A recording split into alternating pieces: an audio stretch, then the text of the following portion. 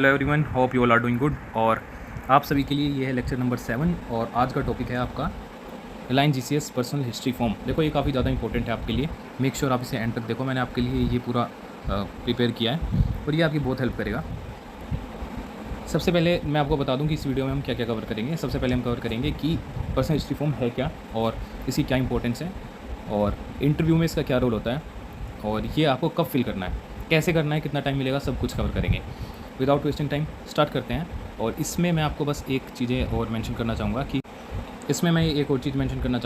कि आपको अगर रिलायंस जीसीएस इंटरव्यू के लिए कंप्लीट प्रिपरेशन करनी है तो आपके लिए ये एक बिल्कुल गुड न्यूज़ है। और we are going to cover every and each aspects.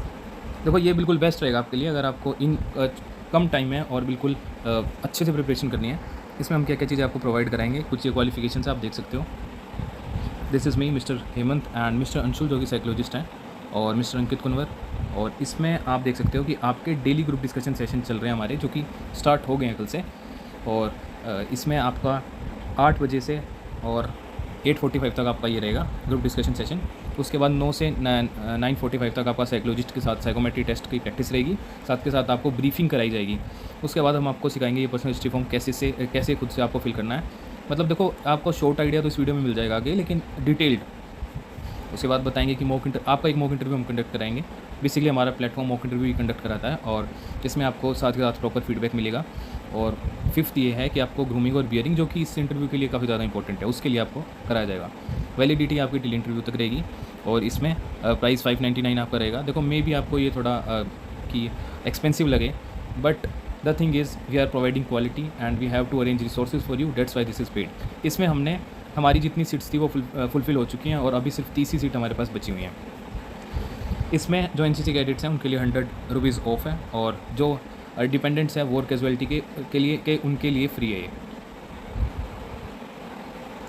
And this is also a special note. Our team Book My Mock consists of previously recommended candidates from Service Selection Board, and we are committed to providing quality guidance and real interview insights. So now moving ahead, yes. So now getting back to the topic, our today topic is Reliance GCS Personal History Form. तो भाई अब शुरू करते हैं। देखो personal history form वो होता है, इनके आपको इन शॉर्ट बताऊँ तो कि आप इंटरव्यू में जाओगे और इंटरव्यू में जाने से पहले आपको एक पेज पे अपनी पर्सनल इन्फॉर्मेशन सारी लिख के और वो सबमिट करनी होती है। फिर वो इंटरव्यूइंग ऑफिसर के डेस्क पे जाती है। फिर वो इंटरव्यू जब आपका लेते हैं तो उसमें से देख के आपसे रिलेटेड क्वेश्चन पूछते हैं। तो ये है वो फॉर्म और इसमें कुछ चीज़ें मैंने मेंशन कर दी है, वो आप देख लेना। आप उसके लिए मेंटली प्रिपेयर हो जाओगे, साथ ही साथ आप सेल्फ इंट्रोस्पेक्शन कर सकते हो। इसमें ये आपके लिए बेनिफिट रहेगा। तो चलो शुरू करते हैं। इसमें सबसे पहले है आपका फुल नेम।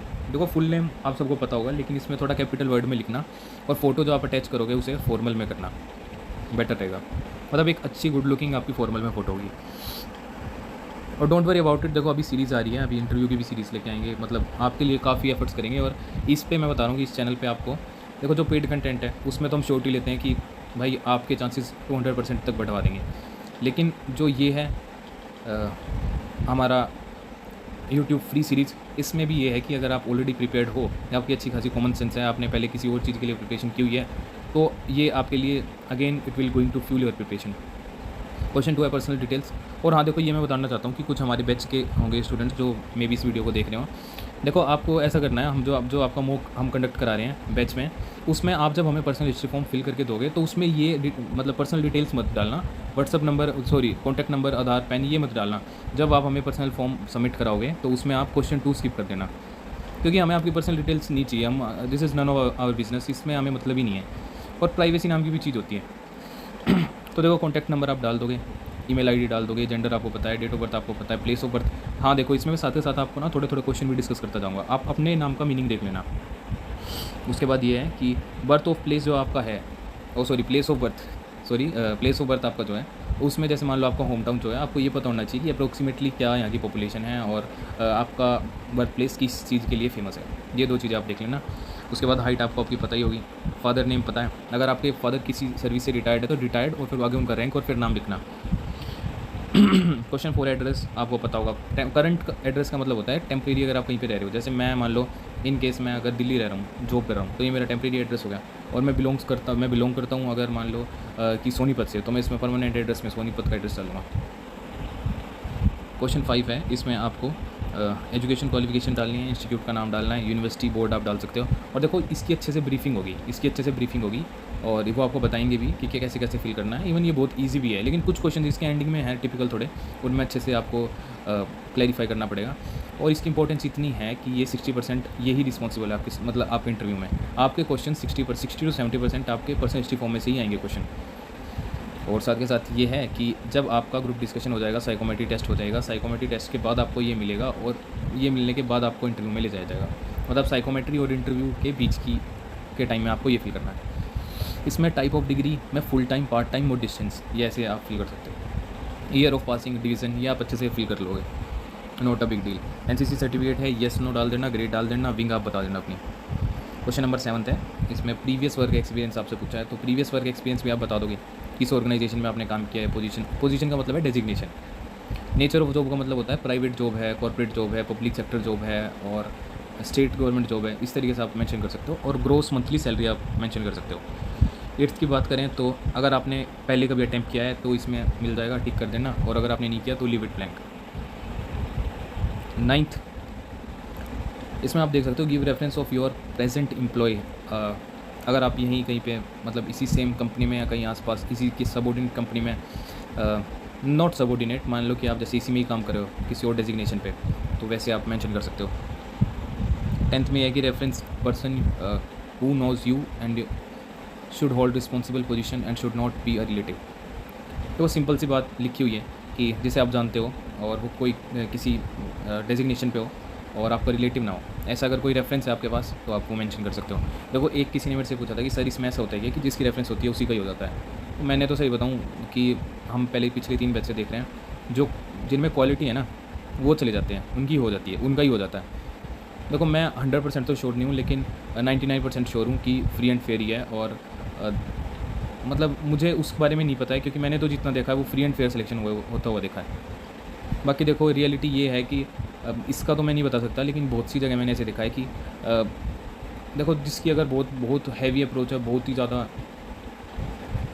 तो फिर तो देखो चीज़ें मतलब बिल्कुल फ्री एंड फेयर तो हम मान के चल सकते हैं कि होती है। जितना as best my knowledge free and fair है। आप पता है, आप अपना काम करो, आप अपने अच्छे से प्रिपरेशन करो, अच्छे से अटैम्प्ट करो, अगर आप में सच में क्वालिटी है तो आपका हो जाएगा। Person you know. 11th, do you know anybody in Reliance group, डाल सकते हो। 12th, any other info which applicant may like to give. इसमें जो भी इन्फॉर्मेशन आप खुद से देना चाहो आप दे सकते हो कि सर हम खुद से क्या इन्फॉर्मेशन देंगे। आपने कुछ अचीवमेंट किया, आपकी कोई एडिशनल अचीवमेंट है, कोई मतलब kind of cherry to cake, मतलब आपने कुछ चीज़, आपने मैट्रिक स्किप करके कुछ अलग कुछ अच्छा करा है जो आपको लगे कि शायद ये इंप्रेसिव होगा, तो वो मेंशन कर देना। उसके अलावा 13 है कि कोई लैंडमार्क अचीवमेंट एनसीसी में, स्पोर्ट्स में, एकेडमिक्स में, वर्क में, अगर इस तरीके का कुछ है। जैसे एनसीसी में देखो कुछ बोलेंगे सर मैं तो ये सर्टिफिकेट है मेरे पास, तो सर मैंने सिर्फ CATC अटेंड किया है, मैं क्या लैंडमार्क अचीवमेंट। हर एक छोटी छोटी चीज़ भी अचीवमेंट है, क्योंकि बहुत से ऐसे कैंडिडेट हैं जिनके पास ये भी नहीं है, जो आपके पास है उस पर प्राउड और कॉन्फिडेंट फील करा करो। तो ऐसे डाल सकते हो आप, एनसीसी डाल सकते हो, स्पोर्ट्स अकेडमी डाल सकते हो, वर्क डाल सकते हो। और स्पोर्ट्स अकेडमी में है, अगर स्पोर्ट्स में अगर अभी डिस्ट्रिक्ट लेवल भी है डाल दो, एकेडमिक्स में है तो डेफिनेटली डाल दो। एकेडमिक्स में ही मैंने अपने 90% से ऊपर अगर आपका स्कोर रहा है और कोई अचीवमेंट्स आपके पास नहीं है तो डाल दो। वर्क में अगर वर्क प्लेस पे अगर आपकी कोई अचीवमेंट है तो भी डाल दो। और देखो इसमें सबसे ज़्यादा ध्यान रखना कि एक तो इंग्लिश यार ठीक लिखना, ग्रामेटिकली करेक्ट लिखना। काफ़ी टाइम आपको मिल जाएगा, मे बी उस टाइम आपका फ़ोन भी आपका एक्सेसिबल हो, तो आप क्या करना उसमें, मतलब ग्रामेटिकली करेक्ट लिखने के लिए AI की भी हेल्प ले सकते हो।